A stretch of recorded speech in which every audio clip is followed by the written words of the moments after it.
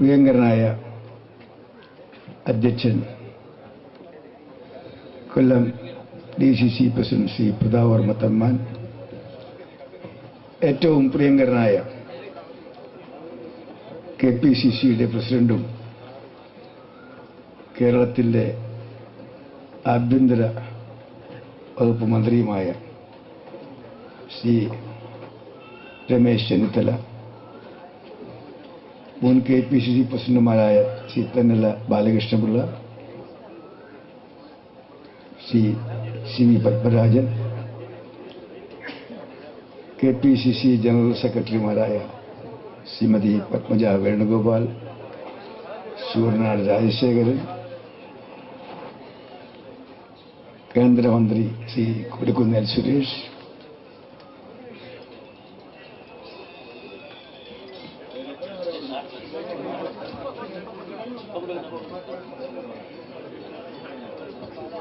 മുൻ DCC പ്രസിഡന്റുമാരായ Shri Kadavoor Sivadasan, Shri KC Rajan, കൊല്ലത്തിൻ്റെ ലോക്സഭയിലെ ജനപ്രതിനിധി ശ്രീ പീതാംബര കുറുപ്പ്, DCC പ്രസിഡന്റ് വളരെ ജാഗ്രതയോടുകൂടി പുറകോട്ട് നോക്കി പേരുകൾ പറഞ്ഞപ്പോഴും അദ്ദേഹം അല്പം പ്രയാസപ്പെടുന്നത് ഞാൻ കണ്ടു. ആ അപകടം എനിക്കുണ്ടാകാൻ ഞാൻ ഇഷ്ടപ്പെടാത്തതുകൊണ്ട് പേരുകളെല്ലാം ആവർത്തിക്കുന്നില്ല.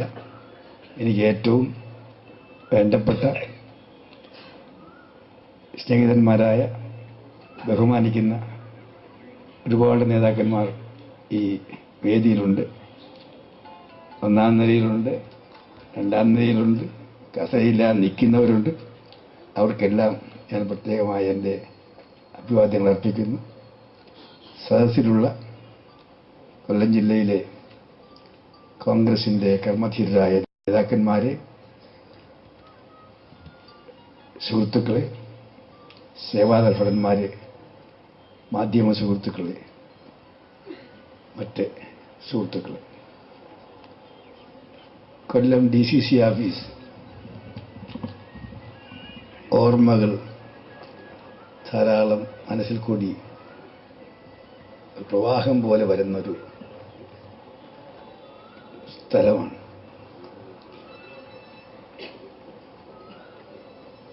ഒരു കാലഘട്ടത്തിൽ കൊല്ലത്ത് വരുമ്പോഴെല്ലാം ഞാൻ അന്തി ഉറങ്ങിയിരുന്നതും രാവിലെ കാപ്പി കുടിച്ചിരുന്നതും ഈ കൊല്ലം DCC ഓഫീസിലാണ്.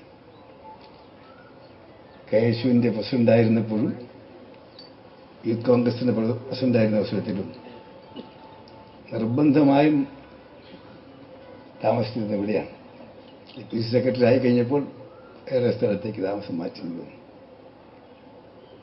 താമസിച്ചപ്പോഴെല്ലാം ഈ DCCയുടെ ഭാരവാഹികൾ കൃത്യമായി രാവിലെ കാപ്പി കുടിക്കാൻ അവർ പോകുമ്പോൾ എന്നെ കാണാൻ വരുന്ന മറ്റ് സുഹൃത്തുക്കളെയും കൂടെ കൊണ്ടുപോകുമായിരുന്നു.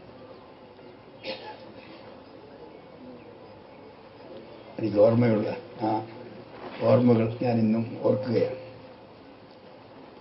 അങ്ങനെ ഒരു കാലഘട്ടത്തിൽ അന്നിവിടെ CK തങ്കപ്പനെ പോലുള്ള എൻ്റെ സഹപ്രവർത്തകന്മാർ കത്തിജ്വലിച്ച് നിൽക്കുന്ന കാലഘട്ടമാണ്. പാർട്ടിക്കാരാണ്, പക്ഷെ പാർട്ടിക്കകത്ത് ഇഷ്ടമില്ലാത്ത കാര്യം കണ്ടാൽ മുഖം ചുളിപ്പ് നേതാക്കന്മാർക്കുണ്ടാവെങ്കിലും വെറ്റി തുറന്ന് പറയുന്ന, അല്ലാതെ നേതാക്കന്മാർ പോയി കഴിഞ്ഞ് സ്വകാര്യമായിട്ട് പറയുന്ന സ്വഭാവമല്ല, മുഖത്ത് നോക്കി കാര്യങ്ങൾ പറയുന്ന ഒരു രാഷ്ട്രീയ പ്രവർത്തന ശൈലി ഇവിടുത്തെ പ്രവർത്തകന്മാർ അന്ന് ശീലിച്ചിരുന്നു. ഇപ്പോഴത്തെ എനിക്കറിയില്ല. അങ്ങനെയുള്ള ഒരുപാട് ഓർമ്മകളുള്ള ഒരു ജില്ല കോൺഗ്രസ് കമ്മിറ്റി ഓഫീസ്.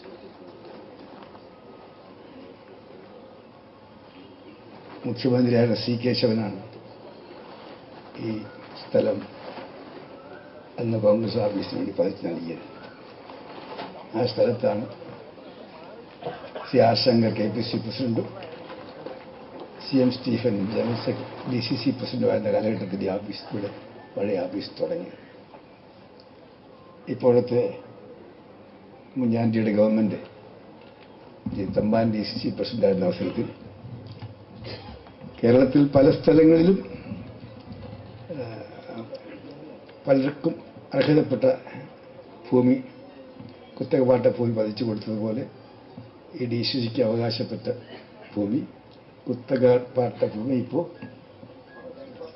പട്ടയം കിട്ടി. അങ്ങനെ സ്വന്തമായൊരു ഭൂമി വന്നിരിക്കുന്നു. തമ്പാനെയും സഹപ്രവർത്തകന്മാരെയും ഞാൻ എങ്ങനെ അഭിനന്ദിക്കുമെന്ന് എനിക്കറിയത്തില്ല. എൻ്റെ കയ്യിലുള്ള ആത്മാർത്ഥത നിറഞ്ഞ മലയാളത്തിൽ പറയാവുന്ന എല്ലാ നല്ല വാക്കുകളും ഞാൻ ഉപയോഗിച്ചു എന്ന് കരുതുക. ഞാൻ നിങ്ങളെ 1000 വട്ടം അഭിനന്ദിക്കുന്നു. ഇനി ഈ പണി തുടങ്ങി വേഗം പൂർത്തിയാക്കാൻ കൂടി ഇടയാകട്ടെ എന്ന് ആശംസിക്കുകയാണ്. ഒരർത്ഥത്തിൽ ഞാൻ തുറന്നു പറയുന്നതിൽ പിണങ്ങരുത്. തമ്പാനും കൊല്ലത്തെ കോൺഗ്രസ് സുഹൃത്തുക്കളും ഒരു തെറ്റിന് പായസത കൂടി ചെയ്യുകയാണ്.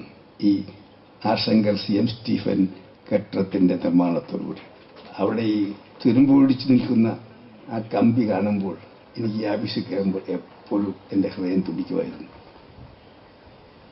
പണ്ട് തറക്കിലിട്ട കെട്ടിടം. ഇതോടുകൂടി എവിടെയെങ്കിലും വീഴ്ചയുണ്ടെങ്കിൽ അതെല്ലാം ആ കഴുകിക്കളഞ്ഞ് നമുക്കൊരു നേരം പറയുന്നു ശാപമോഷം. ഏതായാലും നമുക്ക് പൂർവികന്മാരോട് തന്നെ നാം നീതി ചെയ്തിരിക്കുകയാണ്. അതിന് ഞാൻ തമ്പാനെയും ഇപ്പോഴത്തെ DCC സുഹൃത്തുക്കളെയും പ്രത്യേകം അഭിനന്ദിക്കാൻ ആഗ്രഹിക്കുകയാണ്.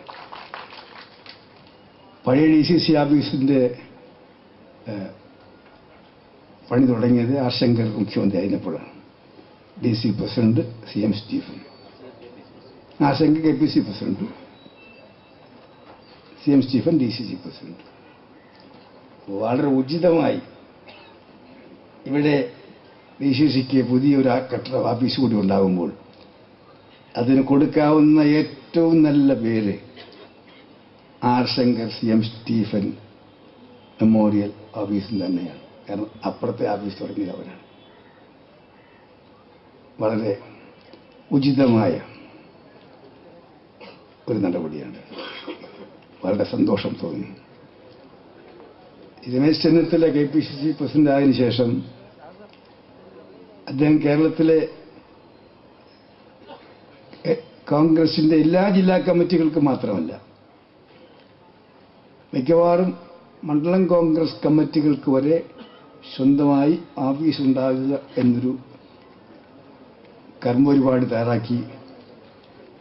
ഞാൻ അടുത്ത കാലത്തായി കേരളത്തിൽ കാണുന്ന ഒരു പ്രത്യേകത, ഒന്നിനു പിറകെ ഒന്നായി മണ്ഡലം കോൺഗ്രസ് കമ്മിറ്റികളുടെ ഓഫീസ് കെട്ടിടം വരെ ഇന്ന് പുതുക്കി പണിത് സ്വന്തം കെട്ടിടം ഉണ്ടാകുന്നുണ്ട്. നല്ല കാര്യമാണ്, ഒന്നാന്തരം കാര്യമാണ്. പക്ഷേ ഈ ഓഫീസൊക്കെ ഉണ്ടാകുന്നത് ഒരു ഭംഗിക്ക് വേണ്ടിയിട്ടല്ല. മറ്റു ചില പാർട്ടികൾക്ക് വളരെ വളരെ അമ്പരചുംബികളായ ഓഫീസ് ഉണ്ടാകുമ്പോൾ ഇന്ത്യയിലെ ഏറ്റവും പ്രബല കക്ഷിക്ക് അങ്ങനെയുള്ള ഓഫീസ് ഇല്ലാത്തതിൻ്റെ പോരായ്മ നികത്താനുള്ളൊരു നടപടി മാത്രമല്ല. ഓഫീസ് പ്രവർത്തനങ്ങളെല്ലാം ഭംഗിയാകുമ്പോൾ ഈ പുതിയ സൗകര്യങ്ങൾ ഉപയോഗിച്ചുകൊണ്ട് കോൺഗ്രസ് പാർട്ടിയെ കൂടുതൽ ജനപ്രിയ പാർട്ടിയാക്കി മാറ്റിക്കൊണ്ട് പാർട്ടിയുടെ ബഹുജന അടിത്തറ കൂടുതൽ വികസിപ്പിച്ചുകൊണ്ട് കോൺഗ്രസിനെ കേരളത്തിൽ കൂടുതൽ ജനഹൃദയങ്ങളിൽ വേരോറ്റമുണ്ടാക്കാനുള്ള കർമ്മപരിപാടികൾക്ക് നേതൃത്വം കൊടുക്കേണ്ട സ്ഥിരാകേന്ദ്രങ്ങളാണ് KPC ഓഫീസായാലും DC ഓഫീസായാലും ബ്ലോക്ക് കമ്മിറ്റി ഓഫീസായാലും മണ്ഡലം കോൺഗ്രസ് കമ്മിറ്റികളാണെങ്കിലും. KPC പ്രസിഡന്റ് പ്രസംഗത്തിൽ തികഞ്ഞ ആത്മവിശ്വാസം ഞാൻ കണ്ടു. വരാൻ പോകുന്ന തെരഞ്ഞെടുപ്പിലെ നമ്മുടെ വിജയസാധ്യതയെക്കുറിച്ച്. ഞാനും ആവേശം കൊണ്ട് പറയുന്നതല്ല, ഇവിടുത്തെ ഓരോ സന്ദർശനം കഴിഞ്ഞ് മടങ്ങുമ്പോഴും ഡൽഹിയിലിരിക്കുമ്പോൾ ദിവസവും കാണുന്ന കേരളത്തിലെ കോൺഗ്രസ്സുകാർ മാത്രമല്ല മറ്റുള്ള ആളുകളുമായി സംസാരിക്കുമ്പോഴും കേരളത്തിലെ അതാത് കാലഘട്ടത്തെ നാഡീസ്പന്ദനങ്ങൾ മനസ്സിലാക്കാറുണ്ട്. നിങ്ങളൊക്കെ ഇപ്പോൾ സ്ഥിരമായി കേരളത്തിൽ തന്നെയാണ്. അതിന് ഗുണമുണ്ട്, ദോഷമുണ്ട്. ഗുണം നിങ്ങൾ എന്നും കേരളത്തിലെ കോൺഗ്രസ്സുകാരുടെ കൂടെയാണ്, ജനങ്ങളുടെ കൂടെയാണ്. ഞാൻ അല്പം ദൂരെയാണ്. അതിൻ്റെ ദോഷം ജനങ്ങളുമായി, പ്രവർത്തകരുമായി പണ്ടത്തെ പോലെ ഒരുമിച്ച് എപ്പോഴും ബന്ധപ്പെടാൻ കഴിയുന്നില്ല. ഒരു ചെറിയ ഗുണമുള്ളത്, നിങ്ങളെക്കാൾ കുറച്ചുകൂടി ഡിറ്റാച്ച്ഡായി ഇവിടുത്തെ ചലനങ്ങൾ മനസ്സിലാക്കാൻ സാധിക്കും. ഓരോ വരവ് കഴിയുമ്പോഴും എനിക്ക് മനസ്സിലാക്കാൻ സാധിക്കാറുണ്ട് ട്രെൻഡ് എങ്ങനെയാണ്. 2 മാസം മുമ്പാണ് ഞാൻ ഇവിടെ വന്നു പോയിരുന്നു. അന്ന് കണ്ട ട്രെൻഡ് അല്ല ഇപ്പോൾ KCP ഒരു പുതിയ ഉണർവും പുതിയൊരു ഉത്സാഹവും ഒരു പുതിയ കൂട്ടായ്മയും കാണുന്നത് ഞങ്ങൾ. ഇപ്പം ഇരിക്കുന്ന നേതാക്കന്മാരുടെ മുഖത്ത് ആരും കാലുഷ്യം ഞാൻ കാണുന്നില്ല. കുറച്ചുകൂടെ ഒരു പുഞ്ചിരിയും, അത് ഹൃദയം നിറഞ്ഞ പുഞ്ചിരി പോലെ എനിക്ക് തോന്നുന്നു. പണ്ടാണ് അതിനകത്ത് പുഞ്ചിരിക്കുമ്പോഴും അല്പം ഒരു കടുപ്പമുണ്ടായിരുന്നു. ഇത് ഞാൻ ഇന്നലെ കോട്ടയത്ത് കണ്ടു, കുറവള്ളിങ്ങാട് കണ്ടു, എറണാകുളത്ത് കണ്ടു. കോൺഗ്രസ് അണികൾ കൂടുതൽ ഉത്സാഹഭരിതരായുള്ള അന്തരീക്ഷം. പല കാരണങ്ങൾ കാണും. ഈ കോൺഗ്രസ് അണികളുടെ ആത്മവിശ്വാസം വർദ്ധിച്ചിരിക്കുന്നു. കോൺഗ്രസിന്റെ അണികളുടെ ആത്മവിശ്വാസം വർദ്ധിച്ചപ്പോൾ തന്നെ സ്വാഭാവികമായി UDFിലേക്കും അത് പകർന്നിട്ടുണ്ട്. നമുക്ക് വളരെ അനുകൂലമായി കേരളത്തിലെ കാലാവസ്ഥ മാറിക്കൊണ്ടിരിക്കുന്നു. മറുപക്ഷത്തിന് കൂടുതൽ കൂടുതൽ തളർച്ചയുണ്ടായിക്കൊണ്ടിരിക്കുന്നു. അവരുടെ പാർട്ടി സംഘടനയൊക്കെ അവർ കൂടുതൽ മെച്ചപ്പെടുത്താൻ ശ്രമിക്കുന്നുണ്ട്. പക്ഷെ ജനങ്ങളിൽ നിന്നും പൊതുസമൂഹത്തിൽ നിന്നും ഇടതുപക്ഷം കൂടുതൽ കൂടുതൽ ഒറ്റപ്പെട്ടുകൊണ്ടിരിക്കുന്നു. ഇടതുപക്ഷ മുന്നണിയുടെ പൊതുസമൂഹത്തിലുള്ള പിന്തുണയ്ക്ക് ചോർച്ച ഉണ്ടായിക്കൊണ്ടിരിക്കുന്നു. നമുക്ക് കൂടുതൽ പ്രതീക്ഷ വരുന്നു. അതുകൊണ്ട് തന്നെ ഇപ്പോഴത്തെ അന്തരീക്ഷം നമുക്ക് അനുകൂലമാണ്. ഈ അനുകൂലമായ അന്തരീക്ഷം ഉപയോഗിച്ചുകൊണ്ട് കൂടെയുള്ള സഹപ്രവർത്തകന്മാരെ, കക്ഷികളെ കൂടെ നിർത്തിക്കൊണ്ട് വരാൻ പോകുന്ന തെരഞ്ഞെടുപ്പിൽ, ലോക്സഭാ തെരഞ്ഞെടുപ്പിൽ കൊല്ലം പാർലമെന്റ് ഉൾപ്പെടെ കേരളത്തിൽ കോൺഗ്രസിന്, UDFിന് ഒരു റെക്കോർഡ് വിജയമുണ്ടാക്കാൻ നിങ്ങൾ ഈ സന്ദർഭത്തിൽ പ്രതിജ്ഞ ചെയ്യണമെന്നാണ് എനിക്ക് അഭ്യർത്ഥിക്കാനുള്ളത്. കൊല്ലം ജില്ലയിലെ പ്രവർത്തകർ ശ്രദ്ധിക്കേണ്ടത്, ഈ ജില്ലയിലെ പാർലമെന്റ് സീറ്റുകൾ എത്രയാണ്? 3 സീറ്റുകൾ. ഈ 3 പാർലമെന്റ് സീറ്റുകളും നിലനിർത്തണം. നമ്മുടെ വിജയം നിങ്ങൾ ഊട്ടിയുറപ്പിക്കണം. ഇതാണ് എനിക്ക് അഭ്യർത്ഥിക്കാനുള്ളത്. വളരെ ശാന്തനായിട്ട് ഞാൻ പറയുകയാണ്. പക്ഷെ ഞാൻ വിശ്വസിക്കുന്നു, ഇന്നത്തെ അന്തരീക്ഷത്തിൽ എനിക്ക് വലിയ പ്രതീക്ഷയുണ്ട്. ഞാൻ ഇന്ന് കേരളത്തിൽ നിന്ന് വൈകുന്നേരം കണ്ണൂരിൽ നിന്ന് കോഴിക്കോട് നിന്ന് മടങ്ങുമ്പോൾ കഴിഞ്ഞ പ്രാവശ്യം വന്നതിനേക്കാൾ കൂടുതൽ ശുഭാപ്തി വിശ്വാസത്തോടുകൂടിയാണ് മടങ്ങിപ്പോകാൻ പോകുന്നത്. ഡൽഹിയിൽ പോകുമ്പോൾ ഞാൻ റിപ്പോർട്ട് ചെയ്യാൻ പോകുന്നത് തന്നെയാണ്. കേരളത്തെക്കുറിച്ചൊരു ഭയവും വേണ്ട, ആശങ്കയും വേണ്ട. കേരളം ഇത്തവണയും കോൺഗ്രസിന്റെ കൂടെയും UDFിന്റെ കൂടെ തന്നെയാണ്. ആര് എത്ര ശീർഷാസനം നടത്തിയാലും കേരളത്തിൽ നമ്മുടെ ശക്തി കോട്ടകൾ വിള്ളലുണ്ടാക്കാൻ സാധ്യമല്ല. ഒരുപക്ഷെ ഒത്തുപിടിച്ചാൽ അപ്പുറത്തെ ചില കോട്ടകളെങ്കിലും ഇത്തവണ ജനങ്ങളുടെ സഹനത്തോടുകൂടി, അപ്പുറത്തുള്ള കഴിഞ്ഞ പ്രാവശ്യം വോട്ട് ചെയ്ത ബഹുജനങ്ങളിൽ കുറെയെങ്കിലും ആൾക്കാരുടെ കൂടി മാറ്റത്തോടുകൂടി നമുക്ക് ഇത്തവണ നമ്മുടെ കൊടി പാറി പറപ്പിക്കാൻ സാധിക്കും എന്ന് ഞാൻ പ്രതീക്ഷിക്കുകയാണ്. പക്ഷേ ഈ ഇലക്ഷൻ ഒരു സാധാരണ ഇലക്ഷനല്ല. ഇത്തവണ നടക്കാൻ പോകുന്ന ലോക്സഭാ ഇലക്ഷൻ യഥാർത്ഥത്തിൽ ഈ ശിവദാസൻ വക്കീലൊക്കെ അസംബ്ലിയിൽ പണ്ട് പ്രസംഗിക്കുമ്പോൾ ഈ സംസ്കൃതമൊക്കെ ഉപയോഗിച്ചുകൊണ്ടാണ് പ്രസംഗിക്കുന്നത്. കുരുക്ഷേത്ര യുദ്ധത്തൊക്കെ പറഞ്ഞ് അദ്ദേഹത്തിൻ്റെ അങ്ങനെ പ്രസംഗിക്കുന്ന ഒരു ശൈലിയുണ്ട്. നല്ല മനോഹരമായ ശൈലിയിലാണ്, നല്ല സംസ്കൃതമൊക്കെ ഉപയോഗിച്ചു. യഥാർത്ഥം പറഞ്ഞാൽ ഇത്തവണത്തെ ലോക്സഭാ ഇലക്ഷനാണ് യഥാർത്ഥ കുരുക്ഷേത്ര യുദ്ധം. അത് കേവലം UPയുടെ അധികാരം നിലനിർത്താനുള്ള യുദ്ധം മാത്രമല്ല, കോൺഗ്രസിന്റെ കേന്ദ്ര ഭരണം പിടിവിട്ടു പോകാതിരിക്കാനുള്ള ഒരു യുദ്ധം മാത്രമല്ല, ഇത്തവണത്തെ ഈ പാർലമെന്റ് ഇലക്ഷൻ ഇന്ത്യയുടെ ദേശീയ പൈതൃകം നിലനിർത്താനുള്ള ഇലക്ഷനാണ്.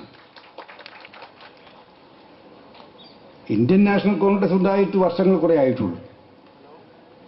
പക്ഷെ ലോകത്ത് ഏറ്റവും കൂടുതൽ വളരെ അഭിമാനകരമായ പാരമ്പര്യമുള്ള പൈതൃകമുള്ള സംസ്കാരമുള്ള രാജ്യമാണ് ഇന്ത്യ. പഴയ രാജ്യം പഴയ കാലമല്ലല്ലോ. പണ്ട് ഒരു ഗ്രാമത്തിലുള്ളവർ ഗ്രാമത്തിന്റെ അപ്പുറം പോലും കാണത്തില്ലായിരുന്നു പലരും. അവരുടെയൊക്കെ ലോകം എന്ന് പറഞ്ഞാൽ ഇട്ടാവട്ടമായിരുന്നു. ഇന്ന് ലോകം മുഴുവൻ നമ്മുടെ ഗ്രാമമായിട്ട് മാറിയിരിക്കുന്നു. പ്രത്യേകിച്ച്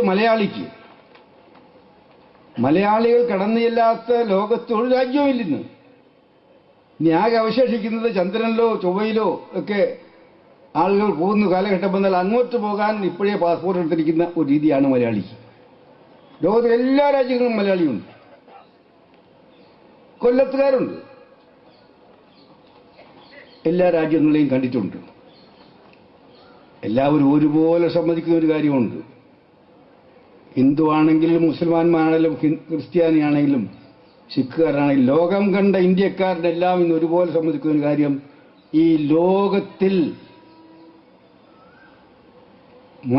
മത സഹിഷ്ണുതയുടെ കാര്യത്തിൽ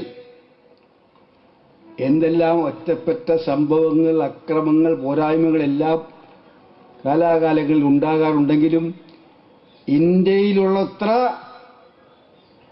ആ മതസൗഹാർദ്ദവും ഇന്ത്യയിൽ ഓരോ മതവിശ്വാസിക്കും ഓരോ ഉപജാതികൾക്ക് കിട്ടുന്ന അവകാശങ്ങളും ലോകത്ത് ഒരു രാജ്യത്തുമില്ല എന്ന് തറപ്പിച്ച് പറയാൻ സാധിക്കും. ഭാരതത്തിന് ഒപ്പം നിൽക്കാവുന്ന ഒരു രാജ്യവും ഇക്കാര്യത്തിൽ ലോകത്തില്ല. അത് ഇന്ത്യയുടെ ഒരു പൈതൃകമാണ്, ഇന്നലെ ഉണ്ടായതല്ല. ലോകത്തിലെ എല്ലാ മതങ്ങളും ഇന്ത്യയിൽ കടന്നു വന്നിട്ടുണ്ട്.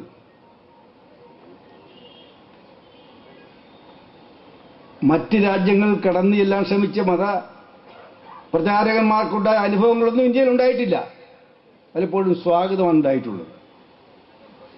അങ്ങ് വലിയൊരു പൈതൃകമുള്ള, സഹിഷ്ണുതയുള്ള, സൗഹാർദ്ദമുള്ള ഒരു സംസ്കാരം ഇന്ത്യയിൽ പണ്ടുമുതലേ ഉണ്ട്. അതിൻ്റെ ഇന്നത്തെ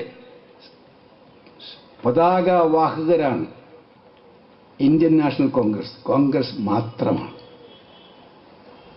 ദേശീയ മൂല്യം ഉയർത്തിപ്പിക്കുന്നതിന് വേണ്ടി വിട്ടുവീഴ്ച ചെയ്യാത്തൊരു കക്ഷിയാണ് കോൺഗ്രസ്.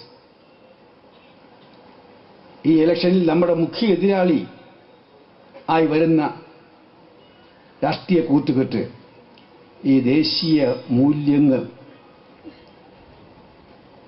അതിൽ വെള്ളം ചേർക്കാൻ ശ്രമിക്കുന്നവരാണ്, അതിൻ്റെ അടിത്തറ മാന്താൻ ശ്രമിക്കുന്നവരാണ്. അതുകൊണ്ട് ഞാൻ പറഞ്ഞത് നമ്മുടെ ദേശീയ പൈതൃകം സംരക്ഷിക്കാനുള്ള ഇലക്ഷനാണ് ഈ ഇലക്ഷൻ. ആ ഇലക്ഷനിൽ നമുക്ക് തോറ്റുകൂടാ. തോറ്റാൽ തോൽക്കാൻ പോകുന്നത് ഇന്ത്യയുടെ ആ പൈതൃകമാണ്. അതിൽ കേരളത്തിനൊരു പാരമ്പര്യം ഉണ്ട്. ഈ പോരാട്ടത്തിൽ ഇന്ത്യൻ നാഷണൽ കോൺഗ്രസിന് കേരളത്തിൽ 20 സീറ്റേ ഉള്ളൂ. ചില സ്റ്റേറ്റിൽ 80 സീറ്റ് വരെ ഉള്ളൂ. 42 48 ഒരു സീറ്റുള്ളവരുണ്ട്. അപ്പോൾ എല്ലാ സ്റ്റേറ്റിലും ഒരേപോലെ നമ്പറിൽ ജയിച്ചു വരത്തില്ല. പക്ഷേ സീറ്റുകളുടെ എണ്ണം വെച്ച് നോക്കുകയാണെങ്കിൽ ഈ ഇലക്ഷൻ കഴിഞ്ഞ് റിസൾട്ട് വരുമ്പോൾ കോൺഗ്രസിന് ഏറ്റവും കൂടുതൽ എംപിമാരെ നൽകുന്ന സ്റ്റേറ്റായി കേരളം മാറാൻ കഴിയണം. അതിനനുകൂലമായൊരു അന്തരീക്ഷമാണ്. എനിക്ക് ഇപ്പോൾ മാത്രമല്ല, നേരത്തെയും പഴയ പോലുള്ള ഒരു ഭയപ്പാട് ഇടതുപക്ഷ കക്ഷികളെക്കുറിച്ചില്ല, പ്രത്യേകിച്ച് മാർക്സിസ്റ്റ് പാർട്ടിയെക്കുറിച്ചില്ല. പാണ്ഡൻ നായരുടെ പല്ലിൽ ശൗര്യം പണ്ടേ പോലെ ഭരിക്കില്ല എന്ന് കവി പാടിയത് യഥാർത്ഥം പറഞ്ഞാൽ ഇപ്പോഴത്തെ മാർക്സിസ്റ്റ് പാർട്ടിയെ ഉദ്ദേശിച്ചാണെന്ന് ചിലപ്പോൾ എനിക്ക് തോന്നാറുണ്ട്. പണ്ട് വലിയ പുലിക്കുട്ടികളായിരുന്നു. പോരാളികളായിരുന്നു. കൂടെ ജനങ്ങളുടെ ഒരു എരമ്പം ഉണ്ടായിരുന്നു. തൊഴിലാളി മേഖലയിൽ, വിദ്യാർത്ഥി യുവജനരംഗത്ത് ഒരു കാലഘട്ടത്തിൽ ആദ്യം കേശുവിൻ്റെ കൂടെയായിരുന്നു, യൂത്ത് കൂടെ ആയിരുന്നെങ്കിലും പിന്നെ അവിടെ വന്നിട്ട് കലാശാലകളിലെല്ലാം SFIക്കാരല്ലാത്തവർക്ക് പ്രവർത്തിക്കാൻ കഴിയാത്തൊരു അന്തരീക്ഷം ഉണ്ടായിരുന്നു. ചോർച്ച വന്നുകൊണ്ടിരിക്കുകയല്ലേ. പഴയ ശക്തി കൊല്ലം ജില്ലയിലെ യുവജനങ്ങളുടെ ഇടയിൽ അവർക്കുണ്ടോ? ചോർന്നുകൊണ്ടിരിക്കുകയാണ്. പഴയ പോലെ ലക്ഷ്യങ്ങളെ കൂട്ടാൻ സാധിക്കുന്നില്ല. എന്തുകൊണ്ട്? അവരിപ്പോഴും പഴയ കാലത്തിൻ്റെ തടവറയിലാണ്. കാലം മാറിക്കൊണ്ടിരിക്കുന്നു. ചുവരെഴുത്ത് വായിക്കാൻ അവർക്ക് കഴിയുന്നില്ല. ചുവരെഴുത്ത് വായിക്കാത്ത ഒരു രാഷ്ട്രീയ പാർട്ടിക്ക് നിലനിൽപ്പില്ല. ലോകത്ത് ഒരുപാട് കക്ഷികൾ കോൺഗ്രസിനെ പോലെ ഉണ്ടായിട്ടുണ്ട്. ഇന്ത്യയിൽ മാത്രമല്ല, ജനാധിപത്യ രാഷ്ട്രങ്ങളിൽ ആ പല രാഷ്ട്രങ്ങളിലെയും ഒരു കാലഘട്ടത്തിൽ ഏറ്റവും പ്രബലമായിരുന്ന കക്ഷികൾ പലതും ഇപ്പോൾ ജനങ്ങളിൽ നിന്ന് ഒറ്റപ്പെട്ടൊന്നുമല്ല. ഇന്ത്യയിലും പല കക്ഷികളും ഇന്ന് അന്യം നിന്ന് പോയിരിക്കുന്നു. കോൺഗ്രസിനെ പോലെ ജയിക്കുകയും തോൽക്കുകയും ചെയ്ത കക്ഷി പറഞ്ഞില്ല. കേരളത്തിൽ 967-ൽ 133-ൽ 9 സീറ്റായിട്ട് കുറഞ്ഞു. 2 അക്കം പോലും കിട്ടിയില്ല. അന്നത്തെ കാസർഗോഡ് മഞ്ചേശ്വരത്ത് നിന്ന് യാത്ര തുടങ്ങിയാൽ തൃശ്ശൂർ ജില്ല, കാസർഗോഡ്, കണ്ണൂർ, വയനാട്, കോഴിക്കോട്, മലപ്പുറം, പാലക്കാട് കടന്ന് തൃശ്ശൂർ ജില്ലയിലെത്തി തൃശ്ശൂർ വരുമ്പോഴാണ്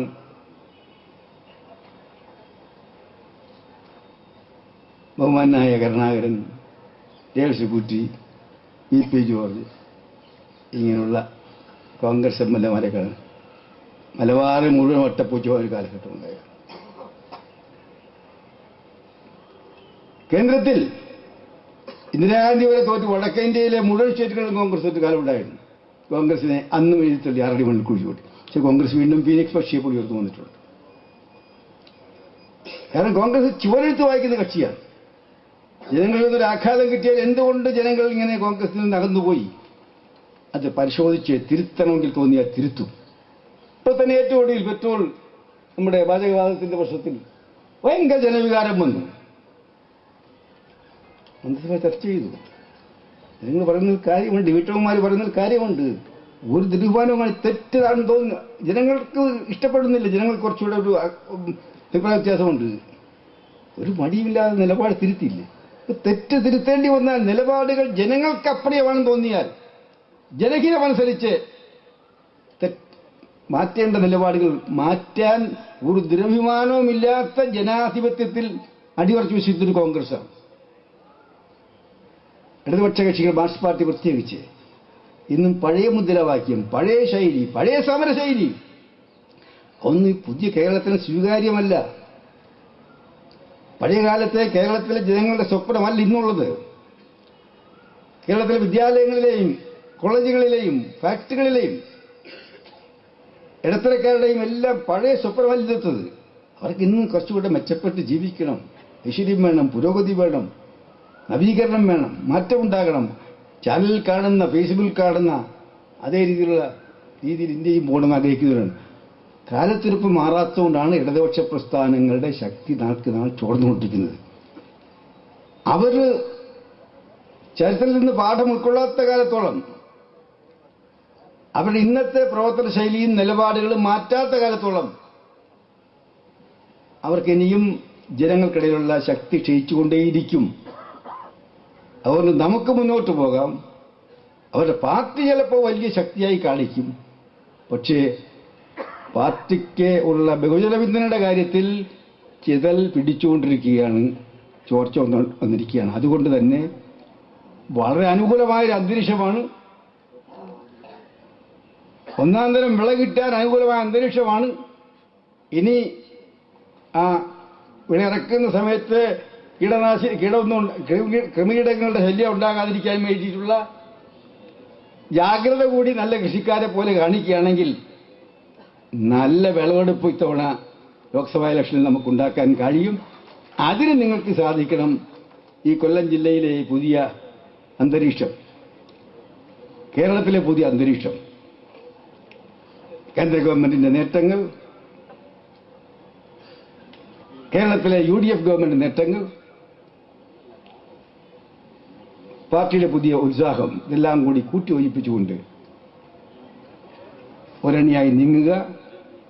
ഈ പുതിയ കെട്ടിടം, പുതിയ ഭവൻ എത്രയും വേഗം പൂർത്തീകരിക്കാൻ ഇടയാകട്ടെ. അതിനുശേഷം ഇവിടെ വന്ന് വീണ്ടും പുതിയ കെട്ടിടം കാണാനുള്ള ഭാഗ്യം എനിക്ക് ഉണ്ടാകട്ടെ എന്ന് ആശംസിക്കുന്നു. കൊല്ലം ജില്ലയിലെ കോൺഗ്രസുകാരുടെ ഈ പുതിയ മാതൃകാപരമായ നീക്കത്തിന് ഞാൻ എല്ലാ ആശംസകൾ നേരുന്നു. എല്ലാ കോൺഗ്രസുകാരെ അഭിനന്ദിക്കുന്നു. എല്ലാ കോൺഗ്രസുകാർക്കും വേണ്ടി ജില്ലാ കോൺഗ്രസ് കമ്മിറ്റിയുടെ പ്രസിഡന്റ് തമ്പാനെ ഞാൻ പ്രത്യേകം അഭിനന്ദിക്കുന്നു. നല്ലത് വരട്ടെ. കൊല്ലം ജില്ലയിലും പരിസര പ്രദേശത്തും കൂടുതൽ കോൺഗ്രസ് ജനപ്രിയമായി മാറട്ടെ. കൂടുതൽ ജനഹൃദയങ്ങളിലേക്ക് ഇറങ്ങിച്ചെല്ലാൻ നിങ്ങൾക്ക് സാധിക്കട്ടെ. കോൺഗ്രസ് കരുത്താർജിക്കട്ടെ, ശക്തി ആർജിക്കട്ടെ ആശംസിച്ചുകൊണ്ട് ഞാൻ എന്നെ ഏൽപ്പിച്ച കർമ്മം ഒന്ന് അവിടെ പോയി നിർവഹിച്ചു. തറക്കല്ലിട്ട് ഇവിടെ ഒന്ന് അങ്ങോട്ട് വലിച്ചു നീക്കി. ഇപ്പോൾ ഞാൻ മയക്കി കൂടി മൂന്നാമതും എന്നെ ഏൽപ്പിച്ച കർമ്മം നിർവഹിച്ചതായി ഔപചാരികമായി പ്രഖ്യാപിക്കുന്നു. എല്ലാവർക്കും എൻ്റെ അഭിവാദ്യങ്ങൾ. നമസ്കാരം. ജയ് ഹിന്ദ്.